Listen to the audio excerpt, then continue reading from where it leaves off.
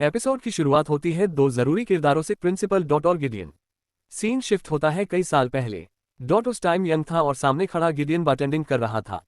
Dot उसे देखकर सोचता है, अरे ये तो वही लड़का है जो मूवी में एक्स्ट्रा बना था और अब ड्रिंक्स बना रहा है। करियर गोल्स उल्टे हो गए भाई के। गिडियन असल में काफी टैलेंटेड था लेकिन प्लेटफॉर्म नहीं मिला। डॉट ने वही दिमाग घुमा दिया, मुफ्त का टैलेंट और मुझे चाहिए फ्री में वक्त, परफेक्ट है। डॉट के पास आउटकास्ट लोग थे जैसे सबरीना बियंका की मम्मी। डॉट ने गिडियन के साथ मिलकर बनाया कल्ट मॉर्निंग सॉन्ग। डॉट बोला, तुम लोगों को इन्फ्लुएंस करो, पैसे कमाओ और क्रेडिट मुझे दो, बेसिकली मैं एमएलएम का बाप हूं। फिर कहानी आती है प्रेजेंट में। बियंका अपनी मम्मी को छुपाकर बैठी थी और तभी डॉट वहां घुस आता है।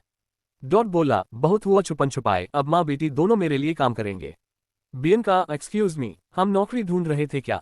डॉट, मॉर्निंग सॉन्ग का असली स्टार मैं ही हूँ। बियंका, वाह, स्टार तो मैं समझी ऋतिक रोशन है। फिर सीन कट होता है उस प्रोफेसर पर जिसका आधा सर आइजैक ने निकाल दिया था।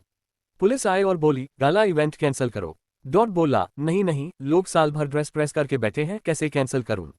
पुलिस ने पूछा, स्कूल में ज़ॉम्बी घूम रहा है, तुमने पकड़ा क्यों नहीं? डॉट, अरे मैडम, ये तो आपकी जिम्मेदारी थी, मैं तो बस प्रिंसिपल हूँ, मिर्जापुर का कलीम भैया नहीं। और इसी तरह एपिसोड में खुलते हैं सारे राज की डॉट कितना बड़ा धूर्त है और बियंका की मुसीबतें अब शुरू ही हुई हैं। अब हम देखते हैं इनिड और वेडनेसडे को। फाइनली इनिड की जो भविष्यवाणी थी कि वो मरेगी वो तो कैंसिल हो चुकी है, लेकिन वेडनेसडे को पता था कैंसिल। हाँ नहीं, बस एक्सचेंज ऑफर है, अब कोई एडम्स फैमिली का मरेगा। तभी यहाँ एग्नेस भी आ जाती है, वो लड़की जो हमेशा वेडनेसडे के आगे पीछे मंडराती रहती थी। इस बार वो सबूत लेकर आई थी और बोली, अगर अपनी फैमिली बचानी है तो शुरुआत फैमिली से ही करनी पड़ेगी। वैसे एग्नेस का डायलॉग सुन के लगा ये लड़की फ्रेंड है या एलआईसी एजेंट। हर वक्त फैमिली प्रोटेक्शन प्लान लेके आती है। वेडनेसडे सीधा अपने घर पहुंच जाती है जहां उसके मम्मी पापा मोटिशा और गोमेज बैठे थे। वेडनेसडे ने गुस्से में बोला, आप लोग कितने राज छुपाओगे? देखो मैं खुद कब्रें खोद खोद के सबूत ले आई हूं और आप लोग तो नेटफ्लिक्स पासवर्ड तक छुपा लोगे।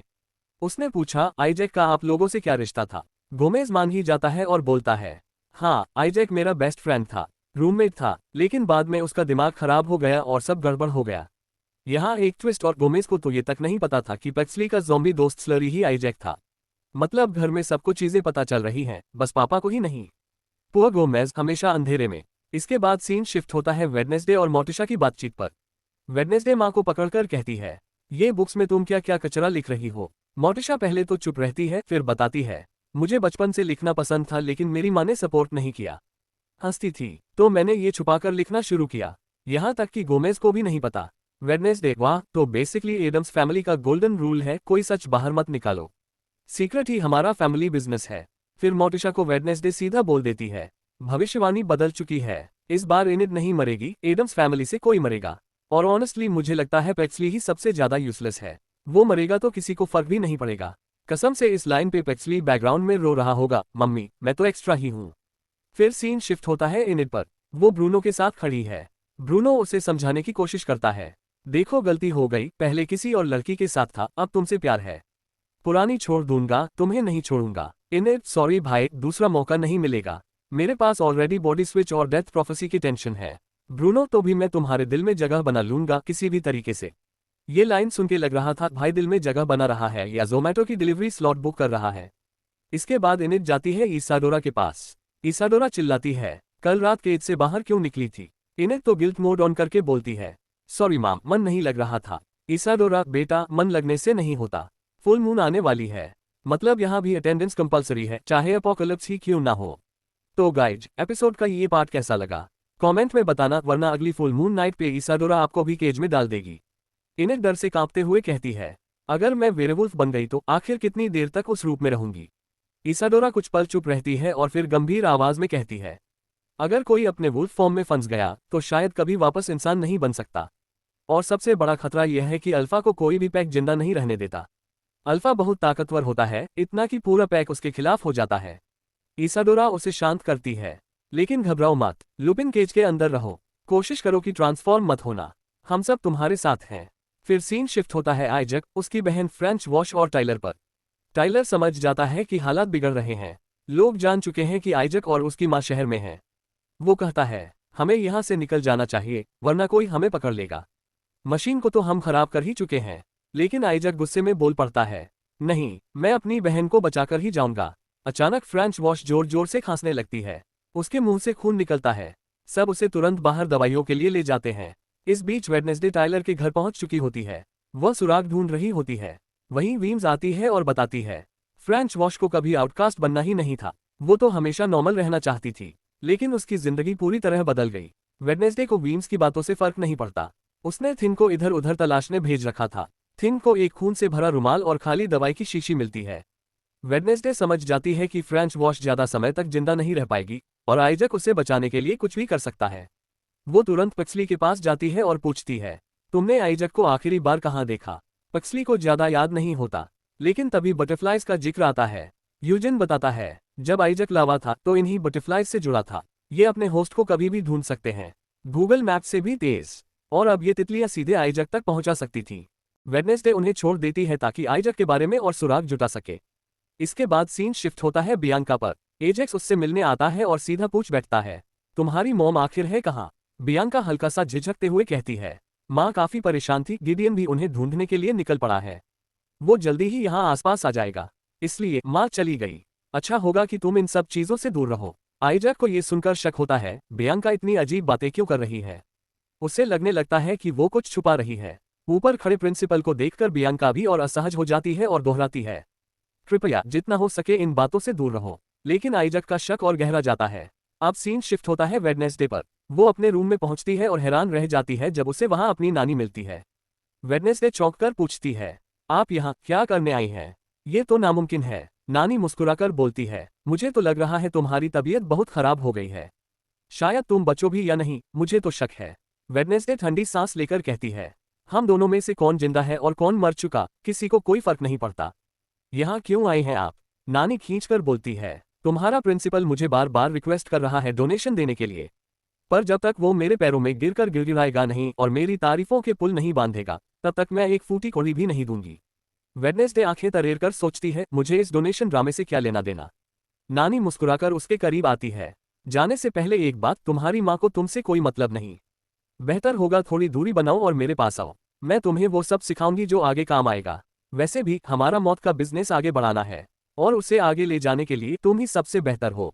इसके बाद नानी सीधा प्रिंसिपल के ऑफिस पहुंच जाती है, जहां प्रिंसिपल ने एक भारी भरकम प्रेजेंटेशन तैयार कर रखा था। नेवरमोर का पूरा भविष्य बदल जाएगा, नई नई बिल्डिंग्स, नई शुरुआत। नानी बस तिरछी मुस्कान के साथ उसे देखती है, जैसे कहना चाहती हो, देखते हैं सपनों का ये महल कब ढहता है। प्रिंसिपल ने अपने ऑफिस में पूरा ग्रेवयार्ड प्रोजेक्ट का ब्लूप्रिंट फैला रखा था। उसकी आंखों में चमक थी। अगर आप यहाँ डोनेशन देंगी तो नेवरमोर और भी आगे बढ़ेगा। ये ग्रेवयार्ड हमारी लेगेसी बनेगा। नानी ने तिरछी नजरों से देखा और हाथ झाड़ते हुए बोली, भाई मेरे पास एक फूटी कौड़ी भी नहीं है। जो करना है करो, बनाना है बनाओ, नहीं बनाना मत बनाओ। मेरा टाइम वेस्ट मत करो। और हाँ, अगली बार बुलाने से पहले सोचना, मेरे पास भी नेटफ्लिक्स है, मैं फ्री नहीं बैठी। प्रिंसिपल का चेहरा उतर जाता है, लेकिन तुरंत खुद को संभाल कर कहता है, ठीक है, जैसा आपको ठीक लगे। लेकिन उसी वक्त वो बियांका को बुलाता है।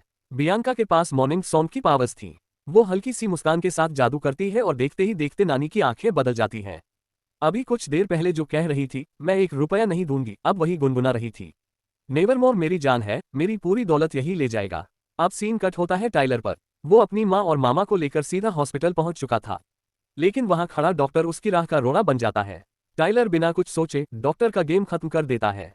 आइजक तुरंत चिल्लाता है, अगर तुम्हारी माँ को अभी खून नहीं दिया गया तो वो मर जाएगी, और उसे नॉर्मल खून नहीं, हाइट का खून चाहिए। वो बिना वक्त गवाए टाइलर का खून निकालकर उसकी माँ के शरीर में डाल देता है। कम से कम तेरी माँ तो जिंदा रहे।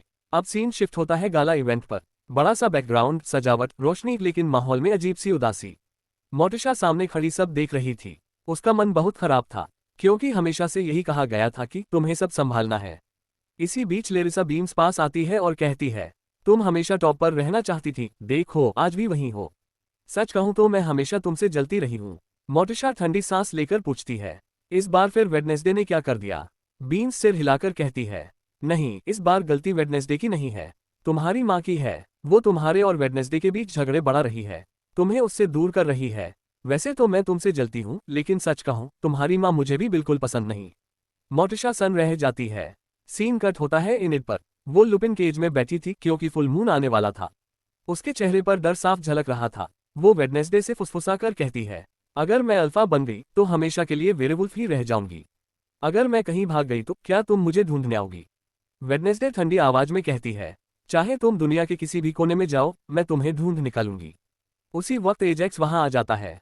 उसके चेहरे पर टेंशन थी। बियांका की मां बहुत बुरी तरह फंस चुकी है। अब मामला और पेचीदा हो गया था।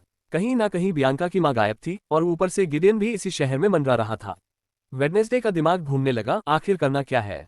तभी अचानक बुलावा आया। उसकी नानी मां अब अपनी पूरी प्रॉपर्टी नेवरमोर को देने वाली थी। मोटिशा और गोमेज दोनों हैरान थे। गोमेज बड़बड़ाया, ये वही नानी है जो ऑटो वाले को 20 रुपए एक्स्ट्रा नहीं देती, अब अचानक पूरी प्रॉपर्टी दान कर रही है। वेडनेसडे भी व्यंग्य में बोली, अगर नर्क से भी कोई आकर कहे कि 1 रुपया नेवरमोर को दे दो तो ये कहेंगी पहले एमी भर लो। अब अचानक इतना दान, कुछ तो गड़बड़ है। लेकिन नानी माँ का मूड ही कुछ और था। उन्होंने सामने बैठी मोटिशा और गोमेज पर वार कर दिया। तुम दोनों मेरे लिए फैमिली हो ही नहीं। और गोमेज, तुम तो नोमी हो, एक आउटकास्ट तक नहीं। तुम मेरे परिवार का हिस्सा कैसे हो सकते हो। ये सुनकर वेडनेसडे का खून खौल गया। वाह नानी, इंसल्ट्स में तो आप गिनेस वर्ल्ड रिकॉर्ड ले सकती हैं। खफा होकर सारे फैमिली मेंबर वहां से निकल जाते हैं। लेकिन वेडनेसडे समझ चुकी थी कि इस दान धर्म के पीछे गड़बड़ जरूर है। सीन कट होता है बियांका और वेडनेसडे की तलवारबाजी पर। दोनों के वार से सिर्फ चिंगारियां ही नहीं, ताने भी उड़ रहे थे। वेडनेसडे तलवार रोकते हुए बोली, तेरी मां मुसीबत में है और तू मेरी फैमिली को फंसा रही है। तू मुझसे एक बार बात तो करती, लेकिन नहीं, तूने मेरी फैमिली के ऊपर जादू करना ज्यादा जरूरी समझा। क्या मैं तेरे लिए इतनी बेकार हूँ। बियांका तलवार गिराकर अजीब सा महसूस करती है। तुम्हें ये बातें कैसे पता चली? और मैं करती भी तो क्या करती। प्रिंसिपल डॉट ने मुझे ब्लैकमेल कर रखा है। वेडनेसडे उसकी आंखों में देखती है और ठंडे स्वर में कहती है, ब्लैकमेल में फंसी थी या फिर बहाने बना रही थी। बियांका कुछ कह पाती उससे पहले ही उसने अपना ट्रम्प कार्ड खेला। उसने जादू से वेडनेसडे की याददाश्त मिटा दी। तुम मेरी मदद नहीं कर सकती। लेकिन किस्मत से वहीं पर एजिस खड़ी थी, इनविजिबल मोड में। जैसे ही बियांका चली गई, उसने वेडनेसडे को धीरे से कहा, आपका शक बिल्कुल सही था। बियांका फंसी हुई है। उसकी मां को प्रिंसिपल और गिडियन दोनों मिलकर ब्लैकमेल कर रहे हैं। और इसी चक्कर में जब एग्नेस ने वेडनेसडे की मेमोरी मिटा दी तो उसके बाद से वो पूरी तरह वेडनेसडे की क्रेजी कॉपी बनने लगी थी। वही कपड़े, वही हेयर स्टाइल, यहाँ तक कि बोलने का तरीका भी कॉपी करने लगी थी। ये देखकर वेडनेसडे का पारा एकदम हाई हो गया। उसने एग्नेस को जोर से झाड़ पिलाए और घर से धक्का देकर बाहर निकाल दिया। एग्नेस बाहर जाकर रो रोकर ड्रामे कर रही थी, लेकिन अब वेडनेसडे के पास उसकी नौटंकी के लिए टाइम नहीं था। तभी उसे रोने की आवाज सुनाई देती है एग्नेस की। एग्नेस सुबकते हुए कहती है, मैं फेल हो गई। मैं हमेशा से वेडनेसडे की बेस्ट फ्रेंड बनना चाहती थी, लेकिन तुम जीत गई। इनेट हल्की हंसी और टोंट के साथ बोलती है, पागल लड़की, वेडनेसडे अपने आप में ही इतना खतरनाक है कि उसका कोई दोस्त होता ही नहीं। अगर उसके साथ रहना है तो हमें रहना पड़ेगा। वो खुद किसी के पीछे नहीं आएगी। और हाँ, तुमने अपनी पर्सनैलिटी भूल क्यों डाली थी? जितनी ब्रूटल रहोगी उतना वो इम्प्रेस होगी। एग्नेस पहली बार इनेट की बातों से मोटिवेट होती है। उसने अपनी वेडनेसडे वाली कॉपीकैट लाइफ छोड़ दी और वापस नॉर्मल हो गई। अब इनेट की प्रॉब्लम ये थी कि उसका डांस पूरा बिगड़ गया था। डांस पार्टनर ब्रूनो था और अब उसके साथ वो बिल्कुल डांस नहीं करना चाहती थी। तभी एग्नेस ने थोड़ा शरारती अंदाज में कहा, तो क्यों ना मैं तुम्हारी पार्टनर बन जाऊं? वैसे भी तुम्हारी प्रैक्टिस मैं इनविजिबल होकर पूरी देखती रही हूँ। सीन कट होता है। सब टेबल पर बैठे हैं, खाना खा रहे हैं और चर्चा चल रही है कि नेक्स्ट प्रोग्राम क्या होगा। तय होता है, पहले सेरेमनी होगी फिर डांस। बाहर पक्सली अकेले खड़ा था। तभी यूजिन आता है, तुम बाहर क्यों आए? पूरी फैमिली तो अंदर है। पक्सली उदास होकर बोलता है, मैं फैमिली के साथ रहूं या ना रहूं उन्हें फर्क नहीं पड़ता। मैं यहाँ से चला भी जाऊं तो शायद ध्यान भी ना दें। उधर एजेक्स बियंका की मां तक पहुंच जाता है और उन्हें सेफली बाहर निकाल लेता है। वेडनेसडे इनेट से मिलती है और पूछती है, क्या तुम तैयार हो? इनेट, क्या बियंका की मां सेफ है? वेडनेसडे सिर हिलाकर बोलती है, हाँ, एजेक्स उन्हें ले गया।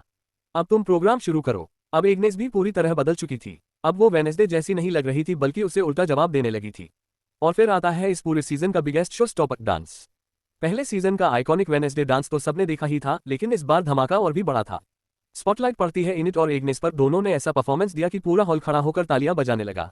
ये डांस सिर्फ परफॉर्मेंस नहीं था, बल्कि मैसेज था। अब हम कॉपी नहीं करेंगे, अपनी खुद की स्टोरी बनाएंगे। वेडनेसडे इस पूरे गाला में बस इधर उधर घूम रही थी, एकदम शेरलॉक मोड ऑन में।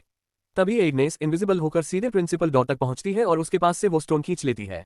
अब डॉट की पूरी गेम ओवर थी, क्योंकि बिना स्टोन के वो मैजिक प्रूफ नहीं रहा। डांस खत्म होते ही बियंका स्टेज पर जाती है और सबको बुलाती है वोटर लिस्ट के लिए। माइक पर वो मुस्कुराते हुए कहती है, थैंक यू एवरीवन, ये गाला इतना अमेजिंग बना है सिर्फ और सिर्फ प्रिंसिपल डॉट और मोटिशिया की वजह से। तो अब ये दोनों आएंगे और कुछ शब्द कहेंगे। लेकिन तभी बियंका अपना असली मॉर्निंग सॉन्ग मैजिक एक्टिवेट कर देती है। अब बेचारे प्रिंसिपल डॉट के पास कोई ऑप्शन ही नहीं था। वो अपने मुंह से ही अपनी सारी पोल खोल देता है। कैसे उसने बियंका और उसकी मां को ब्लैकमेल किया, गिडियन को जिंदा जलाकर राख बना डाला, नानी मां को मैनिपुलेट करके उनकी पूरी प्रॉपर्टी नेवरमोर के नाम लिखवाए। पूरा हॉल सुनकर ओ माय गॉड मोड में चला गया। डॉट को समझ आ गया कि अब उसका टाइम अप है। वो भागने की कोशिश करता है और बियंका को पकड़ लेता है, लेकिन तभी पुलिस आ धमकती है। हॉल में शोर शराबा, भगदड़ और ऊपर से डॉट ने गुस्से में झूमर जला दिया था। झूमर नीचे गिर ही रहा था कि एजेक्स अपनी कैप हटाता है, झूमर को स्टोन में बदल देता है और धड़ाम, प्रिंसिपल डॉट वहीं चकनाचूर हो जाता है। लोगों ने राहत की सांस ली, फाइनली विलेन आउट। नानी माँ भी चैन की सांस लेती है कि उनकी प्रॉपर्टी अब सेफ है। लेकिन मजे की बात, वो फिर भी बड़ी कूल बनी रही और टोंट मारती है। इवेंट तो कमाल था, शुरुआत किसी के जलने से हुई और एंड किसी के पत्थर बनने से। थ्रिलर म्यूजिक कम था बस। वेडनेसडे सीधे नानी के सामने खड़ी होकर कहती है, अब मुझे आपकी प्रॉपर्टी में कोई इंटरेस्ट नहीं है। जिस तरह आपने मेरे पेरेंट्स को लेकर बातें कही थी, उसके बाद मैं आपके साथ रहना भी नहीं चाहती। लेकिन नानी फिर भी गुस्से में नहीं, बल्कि अपनी बेटी को शाबाशी देती है। कम से कम इवेंट एंटरटेनिंग तो बना दिया। नेटफ्लिक्स को कॉल करूं क्या? तभी यूजन तितलियां लेकर आता है। गाइज, बटरफ्लाई वापस आ गई हैं, मतलब ज़ॉम्बी आसपास ही हैं। सबके चेहरे अबे यार अभी और झंझट बाकी है क्या वाले हो जाते हैं। और तभी सबको याद आता है पक्सली तो है ही नहीं। सब भागते हैं, लेकिन पिक्सली पहले से ग्रेवयार्ड में बैठा था। वहां उसका दोस्त आइजैक आता है और कहता है, सॉरी भाई, ये सब थोड़ा ज्यादा हो गया। और फिर अचानक ही पिक्सली को बेहोश करके अपने साथ ले जाता है। वेडनेसडे और यूजन पहुंचते हैं, लेकिन तब तक बहुत देर हो चुकी होती है। पिक्सली गायब था और इसी तरह सीजन 2 का सेकंड लास्ट एपिसोड खत्म होता है। स्टॉट था फायर से, एंड था चकनाचूर विलेन से, और अब फिनाले का वेट कीजिए। तब तक के लिए टाटा बाय बाय। और हाँ, अगर गाला पसंद आया तो क्लैपिंग फ्री है।